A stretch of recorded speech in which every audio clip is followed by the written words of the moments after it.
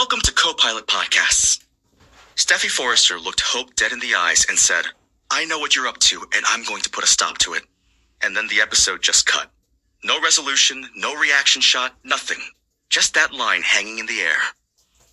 Today, we are deep in the world of the bold and the beautiful, specifically the week of June 8th through June 17th, 2026.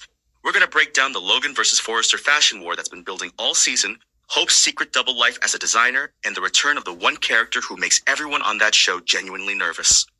By the end of this, you'll have the full picture of where this storyline is headed and why this particular week was such a turning point.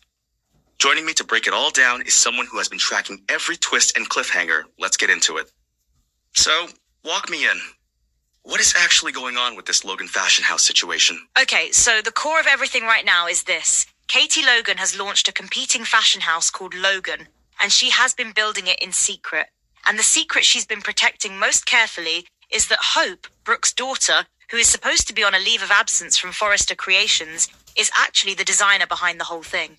Wait, so Hope is secretly working for her aunt's rival fashion house while her mom thinks she's just taking a break?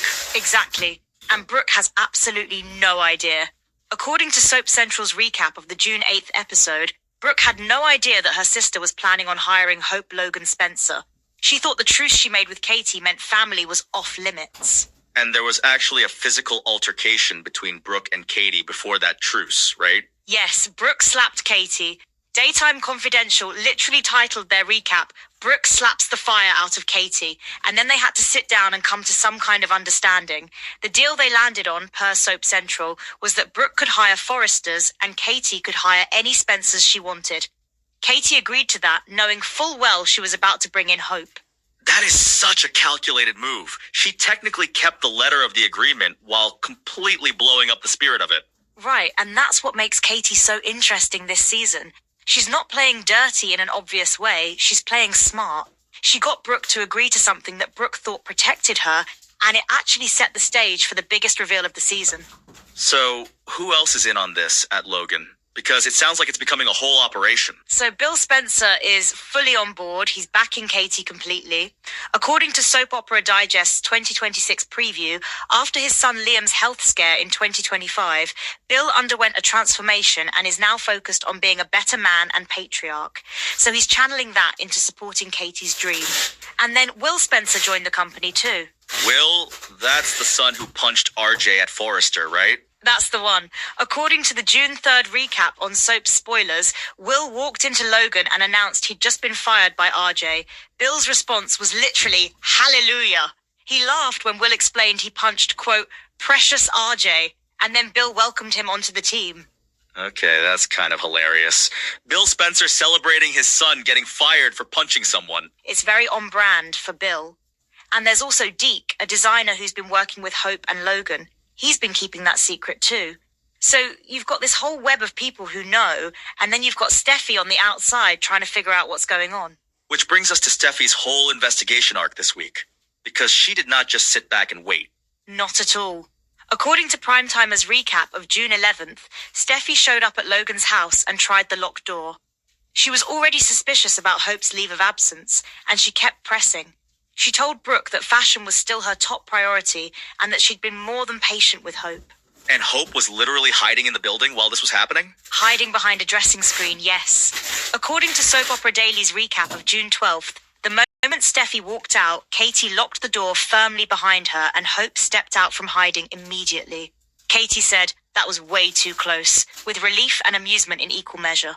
Okay, I have to say, Hope hiding behind a dressing screen while Steffi interrogates Katie is such a loaded image. It's like a physical metaphor for Hope's whole arc on this show. Always just out of sight, never fully owning her space. That's actually a really sharp read. And what's interesting is that Soap Opera Daily noted that something shifted in Hope after that close call. She felt like she had finally arrived. After years of fighting for her place and her vision, she had a team, a line, and a future that belonged entirely to her. But she's still carrying the weight of knowing Brooke is going to be devastated when this comes out. Exactly. The recap specifically noted that Hope knew the moment her name was attached to Logan publicly, Brooke would be devastated.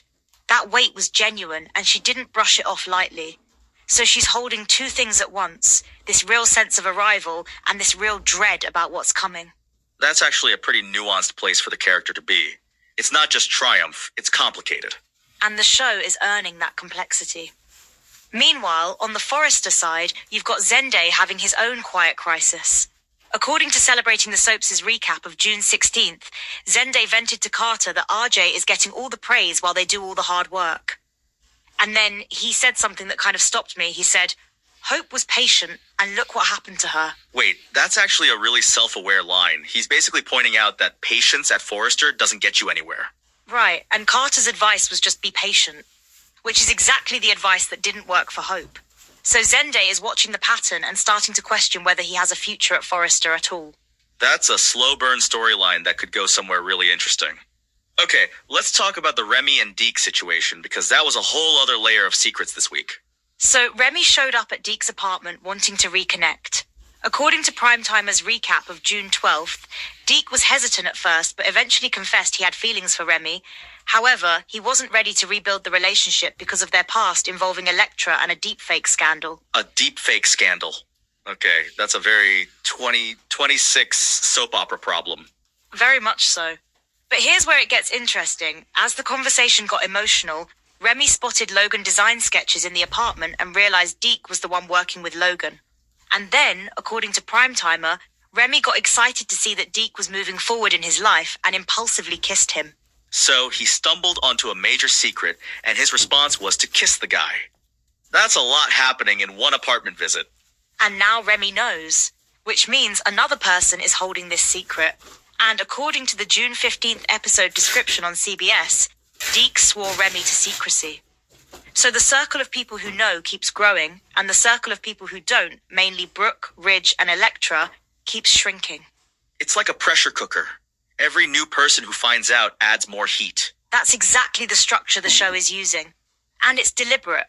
Executive producer Bradley Bell told TV Insider at the start of 2026 that, quote, "Everyone's going to be wrapped up in it." He was talking about the Logan versus Forrester rivalry. And you can see that playing out. It's touching every single character. Let's talk about the behind-the-scenes piece for a second, because Bell also mentioned something about the new studio that I thought was genuinely interesting. Yeah, so the show moved to a new studio that's 3 times the size of the old one. Bell told TV Insider that at the old stage he had a handful of sets and had to choose carefully what to write. Now he said he could write 12 sets in a single episode without worry about what's on the floor. That's a massive creative unlock for a show that's been running since 1987. Season 39, by the way. The show is in season 39. That's just an insane number. And still landing cliffhangers that make people talk. Which brings us to the RJ and Dylan storyline, which has been this lighter thread running through all the heavier fashion war drama. Right, because not everything this week was corporate espionage and secret identities. RJ and Dylan went on a first date, beach, casual drinks, and then it moved to the beach house. According to Celebrating the Soaps' recap of June 12th, RJ gave her a tour and they ended up in the bedroom. Dylan said they were from 2 different worlds, but she eventually lowered her guard.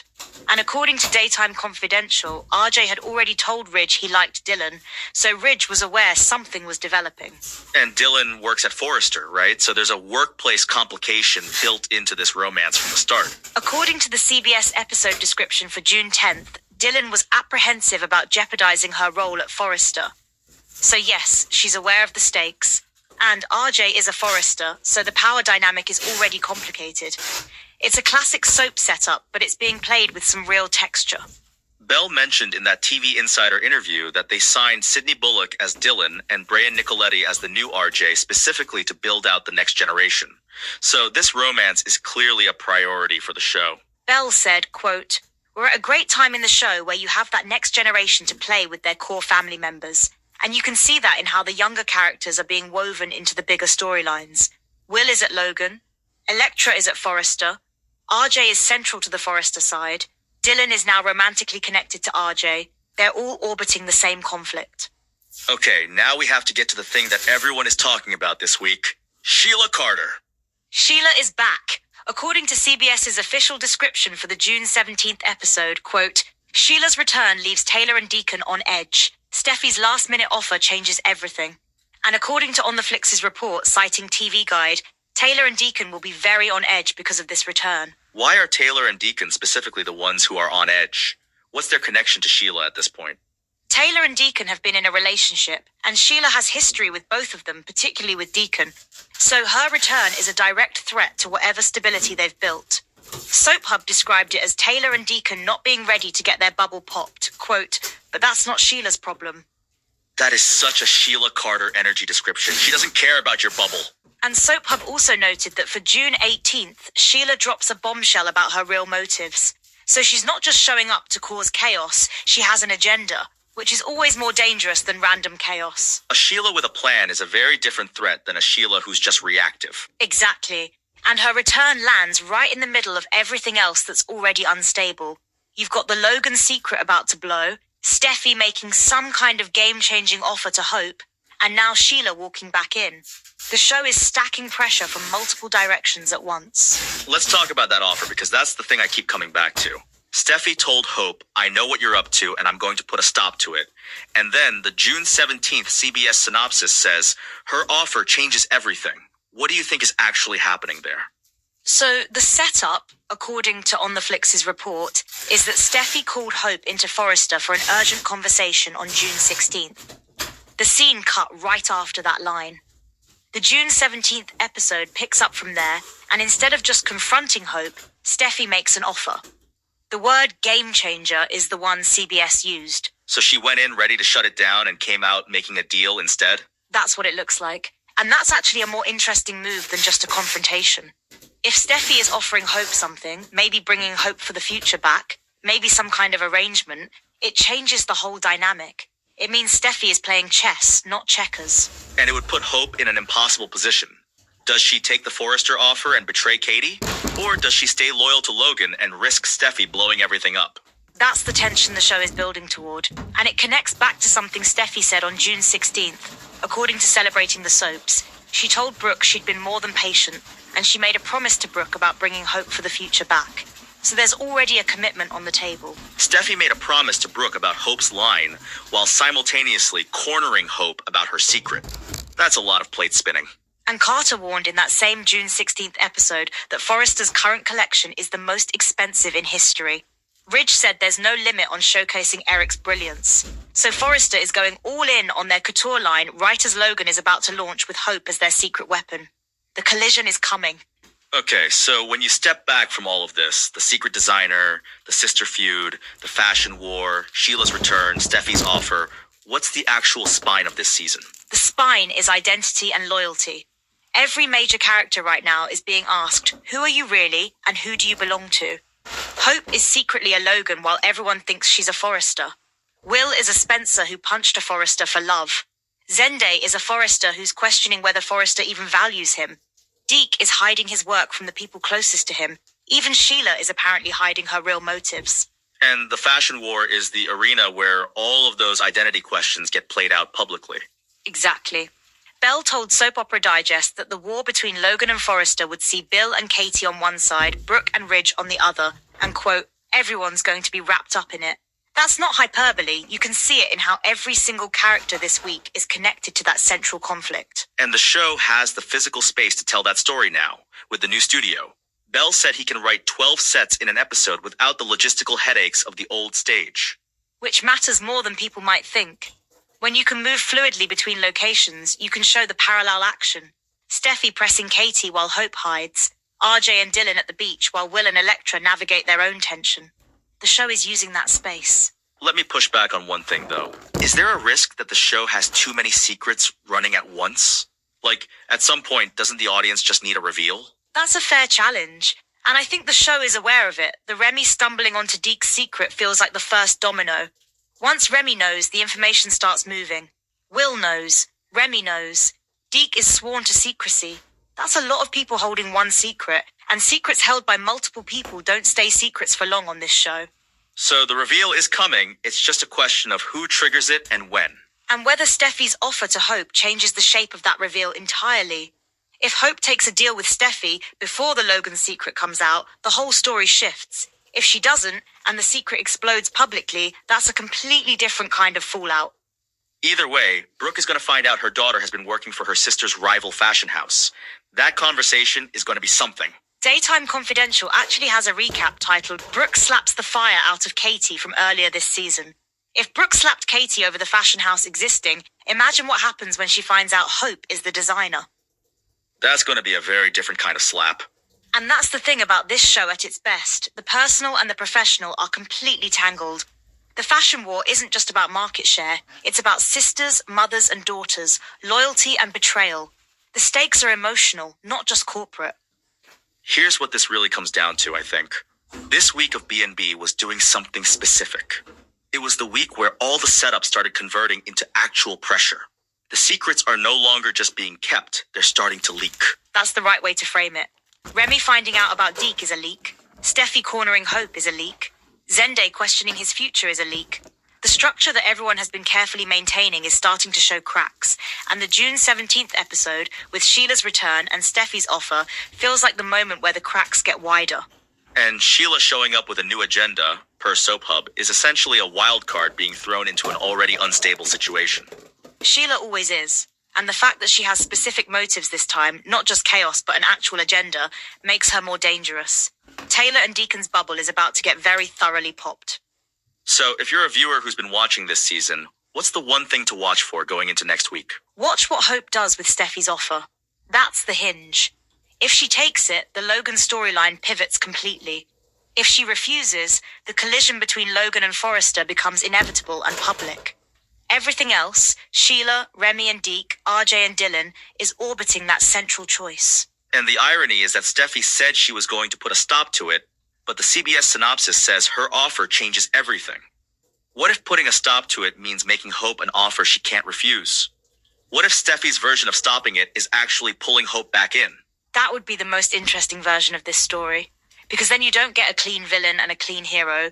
You get two women who both want Hope for different reasons, and Hope having to decide what she actually wants for herself. Which is the question the show has been asking about Hope for years. And maybe this is finally the season where she gets to answer it on her own terms. Soap Opera Daily put it well in their June 12th recap. Hope felt like she had finally arrived. After years of fighting for her place and her vision, she had a team, a line, and a future that belonged entirely to her. That's a character who's not going to give that up easily, no matter what Steffi is offering. Steffi told Hope she knows what she's up to, and she's going to put a stop to it. But here's the thing. The show's own official synopsis says Steffi's offer changes everything. Not stops everything, changes it. That's a very different word. And on a show that's been running for 39 seasons, the difference between stopping something and changing it is usually the difference between an ending and a new beginning. Thanks for listening to Co-Pilot Podcasts. Whatever Hope decides, we'll be right here breaking it down.